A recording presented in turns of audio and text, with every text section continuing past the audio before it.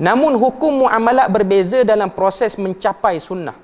Muka surat 124. Ibn Abidin menjelaskan beberapa aspek muamalat. Katanya, muamalat boleh dibahagikan kepada 5, iaitu pertukaran pemilikan dalam jual beli, iaitu muwa'adah, mu'wadah maliyah, nikah kahwin, perbicaraan di mahkamah, mukhasamah, kontrak amanah termasuk politik dan kepimpinan, dan pembahagian pusaka. Ni dia nak sebut pada kita bahagian-bahagian muamalat.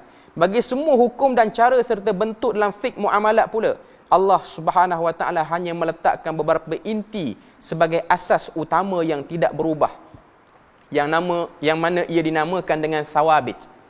Maknanya dalam bab muamalat ni, moden sampai tahap mana pun kita jual beli hari ni, dia akan ada garis panduan yang jelas. Yang mana saya boleh sebut sini dalam bab jual beli ni, 2 asas yang disebutkan oleh para ulama. Yang pertama, redha antara pembeli dan penjual, dan yang kedua, tidak ada unsur gharar ataupun riba. Apa-apa jual beli pun, sama ada online ke cash ke. Sebab tu kalau kita tengok Majma' Fiqh Islami, yang ni mungkin orang baru tahu kot. Saya pun tahu pun sekitar tahun 2012, 2013. Majma' Fiqh Islami sedunia, dia ada laman web dia.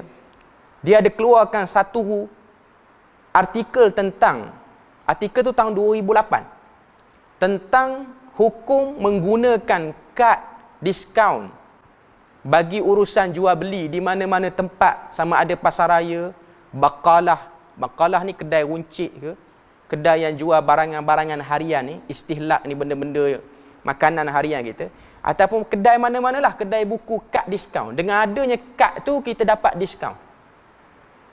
Apa hukum guna kad tu? Majma' Fiqh Islami kata, ianya hukum menggunakan kad itu haram pada beberapa keadaan dan mubah pada beberapa keadaan. Saya nak sebut yang bahagian haram sebab saya sendiri terlibat dengan yang tu dulu. Dia kata sekiranya satu tempat jual beli tu, pasar raya ke kedai apa-apa, cara nak dapatkan kad diskaun tu kita kena bayar dengan sedikit amount. RM10 daftar, dapat kad diskaun. Kad diskaun ni apa benefit dia? Beli barang dalam kedai ni, mana-mana barang pun akan dapat potongan 10%. Macam mana nak dapat? Kena bayar. Bayar sekali ke, bayar tahunan ke, ikutlah. Tapi yang penting kena bayar. Kalau kita beli barang menggunakan kad tu, mengikut apa yang disebut oleh Majma' Fiqh Islami lah, jual beli tu tidak sah ataupun haram. Saya sebut ni ramai terkejut. Sebab kita pun buat benda tu mungkin. Tapi yang dah selesai tu, selesailah. Yang lepas pada ni kita tak buat lah. Okay. Kita beli barang dengan satu kad. Kad tu kita boleh macam mana? Kita bayar. Kalau orang tak bayar, tak dapat kad tu. Dan orang yang tak bayar, kalau dia tak dapat kad tu, dia kena beli barang dengan harga tanpa potongan diskaun. Yang dapat kad tu akan dapat potongan diskaun. Nanti saya akan sebut yang bahagian mubahnya pula. Okay. Sebab apa? Alasan yang disebutkan oleh Majma' Fiqh Islami. Sebab dalam urusan tu, si penjual, yakni tokai kedai tu, dia boleh naikkan harga barang sesuka hati dia. Lepas pada tu, dia markup harga tinggi. Lepas tu, dia pun buat iklan. Kalau ada kad, dapat potongan 10%. Yang mana mungkin barang tu memang asal dengan harga selepas diskaun pun. Tapi dia buat markup tinggi. Jadi situ, siapa yang akan teraniaya? Yang tak ada kad teraniaya. Yang ada kad, dia duk rasa macam dia beli murah dah. Rupa-rupanya memang harga pasaran pun memang harga tu, dia kena tipu je pun. Jadi dia beli kad tu dapat dah duit sekali. Okay. Itu haram. Ni banyak tempat. Contoh kedai-kedai buku tertentu, pasar raya tertentu pun ada kaedah ni. Dan ada setengah tempat dia buat bayaran tahunan.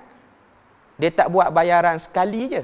Tapi kalau kedai tu dia bagi kad percuma, kita tak minta tapi dia bagi, tak kena bayar apa-apa, yang tu tak apa.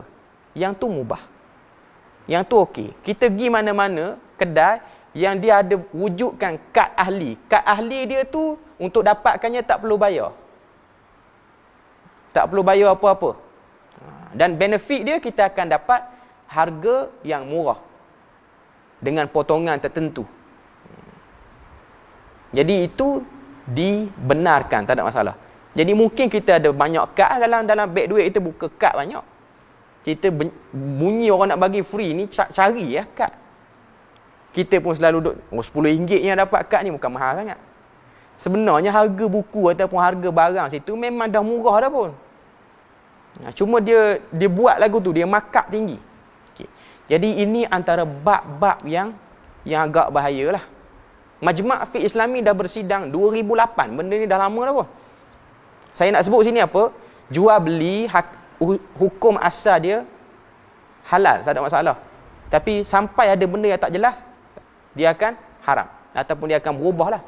Macam kad yang kita isi minyak di stesen minyak tu, kad tu kebanyakan dia bagi free. Yang saya tahulah, Petronas bagi free, Petron pun bagi free, Shell pun rasanya bagi free. Rasanya tak ada kot yang kena bayar. Okay. Dan kita pakai kad tu, minyak mahal macam biasa, tak ada murah apa pun. Kita hanya dapat point je. Point tu kita boleh tebus lah. Yang tu tak ada masalah, tidak ada unsur gharar apa pun. Itu sekadar orang kata apa, nak tarik orang supaya sentiasa isi minyak situ je. Itu tidak ada unsur gharar. Sebab bila mana kita dapat satu point yang banyak, kita akan dapat tebus point itu. Okay. Cuma kalau dia letakkan bayaran tahunan ke apa-apa semua. Okay. Jadi nak sebut pada kita, dalam bab muamalat, kaedah dia lagu tu lah.